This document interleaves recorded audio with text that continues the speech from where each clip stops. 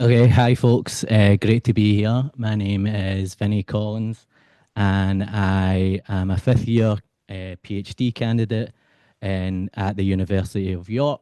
So I'm looking at the politics of climate jobs, union actions to address the climate crisis.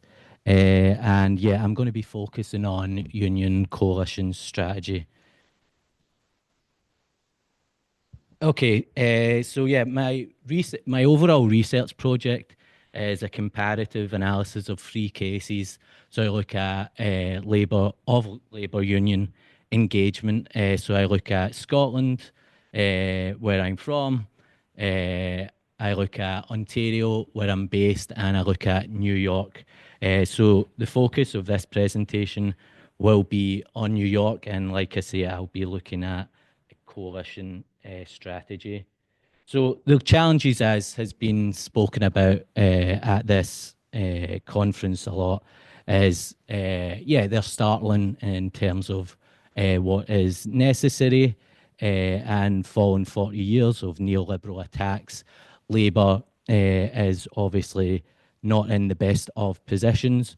But we have seen an upsurge, which folks have been talking about at this conference. But we can't yet call this a revitalisation. Added to this, the climate crisis and the necessary energy transition will cause upheaval to the world of work.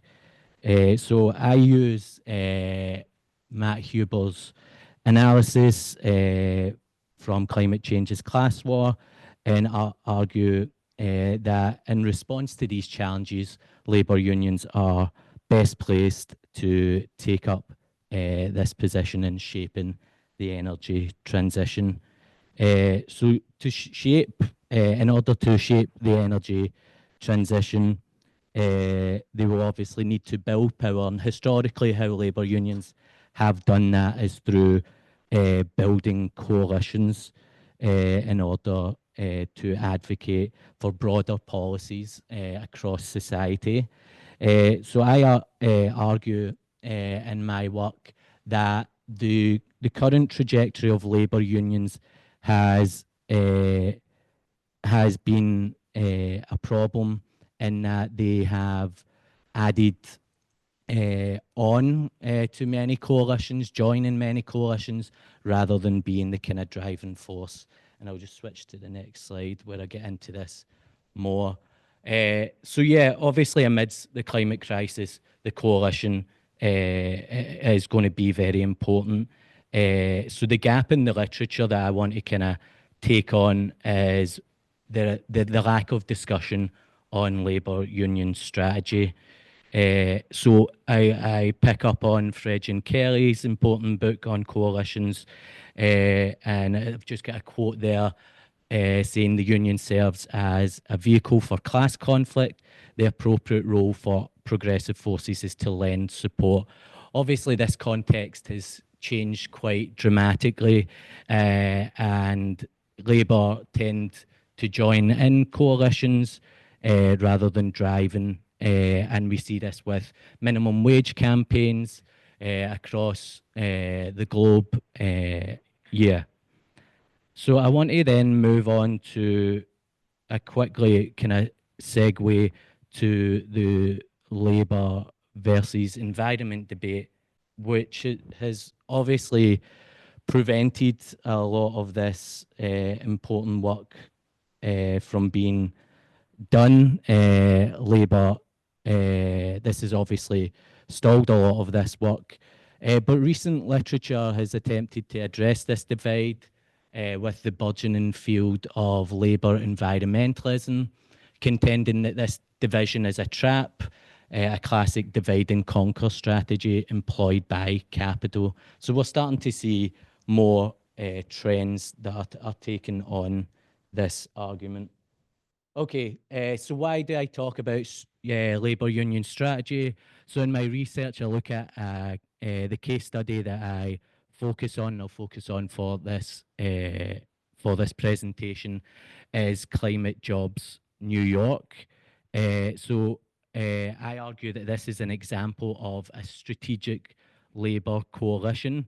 and an example of Labour-led climate action.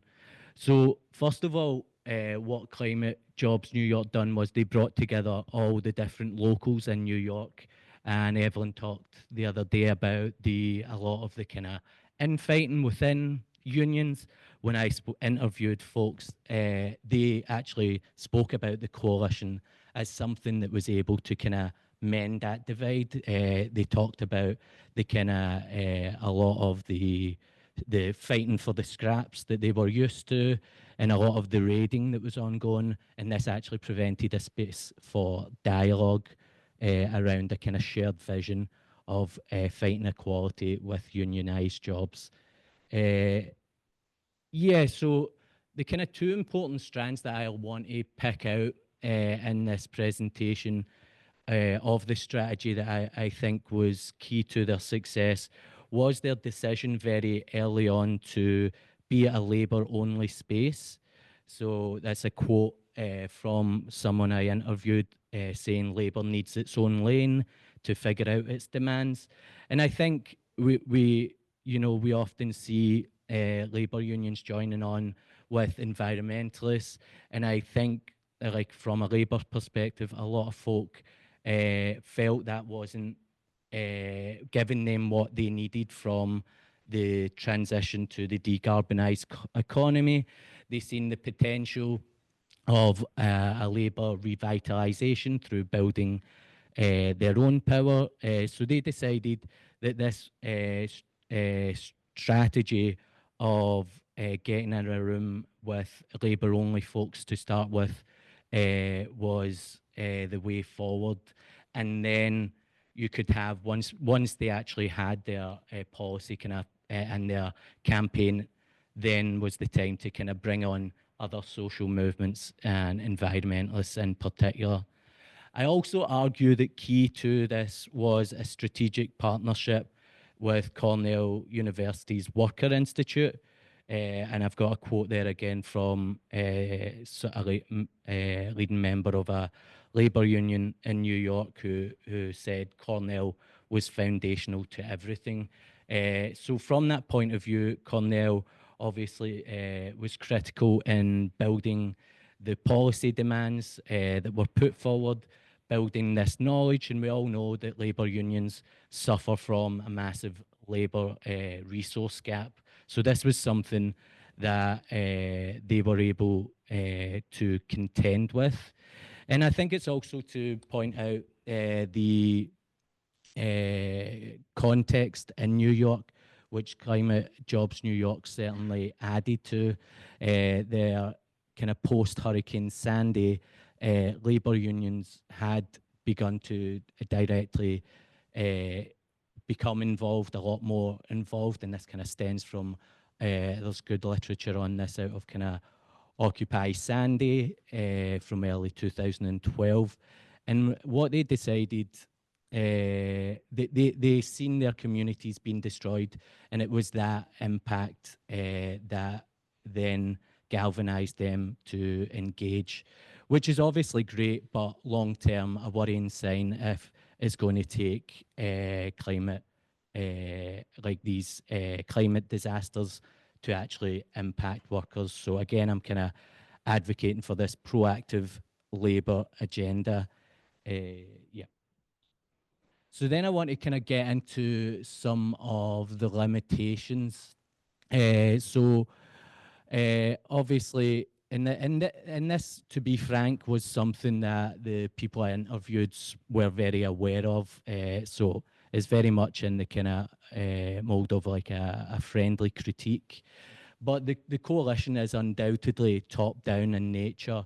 And I have a quote there from Jane McLevy's book No Shortcuts, where she quote says, attempts to generate movements are directed by professional, highly educated staff who rely on elite top-down theory of power that treats the masses as audiences of rather than active participants in their own liberation.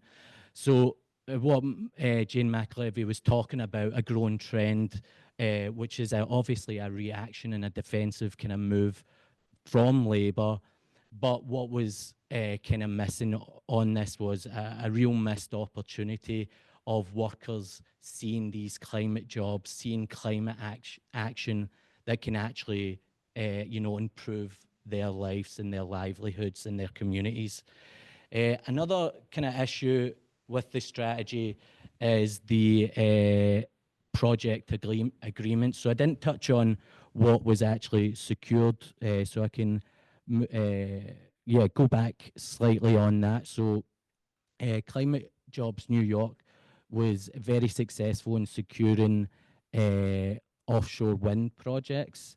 They have also recently won massively on solar panel legislation, which means solar panel work in New York will be built with unionized labour, which is obviously very important.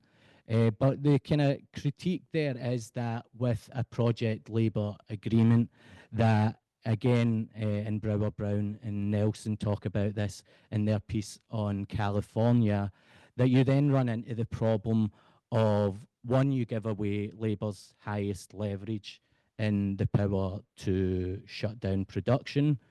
Uh, and again, through the project labour agreement, you lose a way of workers seeing this action. And one of the presentations yesterday, someone talked about the importance of the kind of political education that's ongoing and that happens actually out on strike. So that's something that obviously they concede in that. Then I look at the last kind of critique as I take Brett Christopher's recent book, and yeah, it remains unclear whether decarbonisation can generate sufficient corporate profits to incentivize emissions reductions necessary at the speed to mitigate irreversible climate change.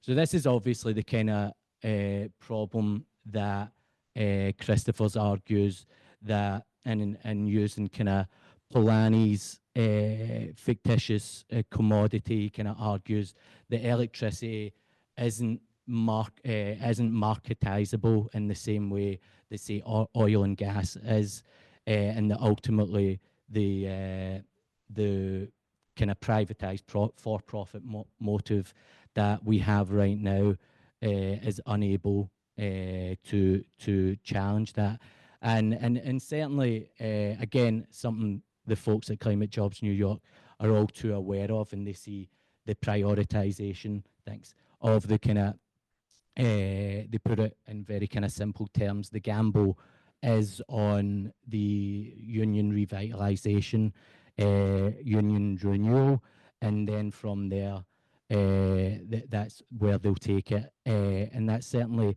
the gamble, but obviously with the kind of the 2.5, the marks that we're now getting very close to in recent science, showing that we're kind of going over. Again, Mac Levy's kind of argument of the time for shortcuts is not now, and we need to kind of take that into consideration. And I don't have time in this presentation, but in my research, I look at the example of the Build Public Renewables Act in New York, which Christopher's touches on at the end of his book, and that's been legislation that's bringing in public power to the New York Power Authority. And like interestingly, I'll just note on that that was something that labour unions were very against to start off with, because they argued, rightly so, that they would lose the right to strike. But interestingly, the amazing organising that happened with the Build Public Renewables Act were able to push those unions to neutral. And now, since the Act has been implemented, you're actually seeing a lot of those members engage. Another point on the kind of Christopher's profit motive that I wanted to touch on, which was kind of startling when I was doing my research interview, was the cancellation of these projects. So a lot of these corporations use the kind of supply chain disruption to demand more money from the state to make, in this kind of desperate attempt that offshore wind has to kind of be profitable. And obviously that failed up. So I'll just wrap up with some like concluding thoughts. So coalition building is obviously crucial for unions to shape climate action. Labour must be strategic, and I argue that Climate Jobs New York was strategic, and that certainly adds to the literature. And yeah, the aim of the research is to identify pathways forward for those engaged in fights for labour union renewal. Thanks a lot.